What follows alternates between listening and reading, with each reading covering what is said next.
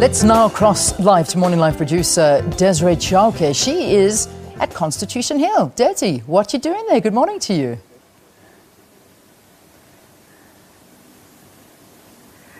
Hello and welcome to this special broadcast on this day where we commemorating the country's first post-apartheid election in 1994 here from the former women's prison. It's a sense of history and presence here, as you can see on the plaque behind us, talking about women in the first National Assembly of the Republic of South Africa. Do you remember those Haiti days?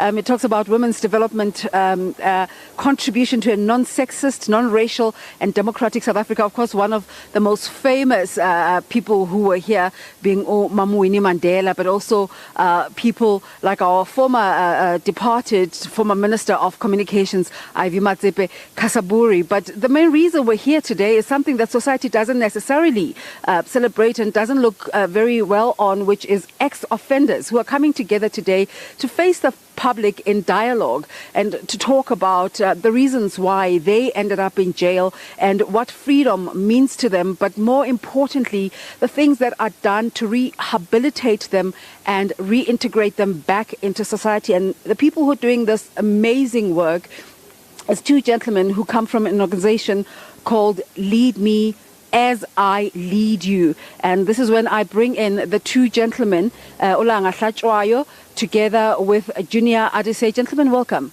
Thank you for having us here. Thank you. Langa, what is an ex-offender before we talk about the efforts of reintegrating them back into society? An ex-offender is someone that has been in conflict with the law and was sentenced to serve time in a prison or correctional center.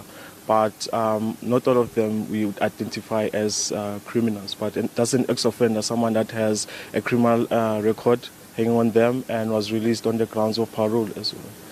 How did the work of Lead Me As I Lead You come about?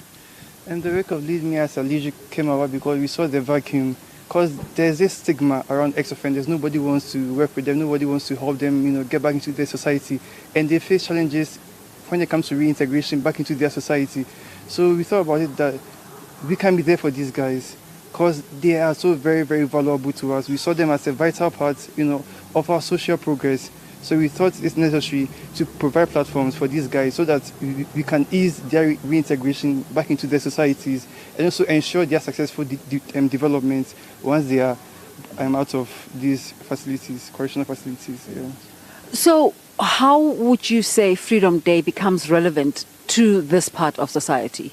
Our inspiration comes from Tata Madiba, right? He's been there for at least 27 years at the Roman Island, and today it's the 27th of April, and some of the young men here are still young. We even have Tsepo Mia, who's only 23, and very soon he'll be, in a few years' time, from 4 years now, it's going to be 27. But the number 27 is significant to us, very important, because Tata Madiba, after 27 years in prison, he came out, he was able to have a great impact in changing our society. And we're saying to them, on this Freedom Day, looking forward, adopt that attitude of Tata Madiba, believe in yourself, look forward to changing the country, look forward to changing yourselves as well. So we're giving them this platform to take ownership of themselves and to do away with the title of ex-offender, ex-convict, ukuluva in a bad way. So we're saying to them, this is your freedom, own it, it's about you. You've ended, start a new life, and this is going to be an annual event as well.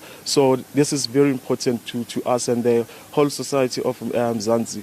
And this is not all talk. You have specific programs that you take them through to help them to rehabilitate. Just tell us about those programs quickly. Okay, briefly, we have a policy program with Monash University, the criminology department, where these guys go there, have lectures with the criminology students, and then together develop policies that they believe is preventing their reintegration back into their society. So, and these policies that are developed can be pushed to the youth parliament for implementation. So that's one part. Unfortunately, we have to wrap it there. But today's program, apparently we can continue. You can continue to tell us about some of the other programs. And we also have partnerships with ISEC South Africa, with Cornhill, and other organizations that are willing to train these guys to give them a professional outlook. Because these guys are very, very talented. Some of them have got great skills. Okay, so this partnership aims to give them a professional outlook and entrepreneurship we train them to be leaders in our societies. So these partnerships, we hope, will provide the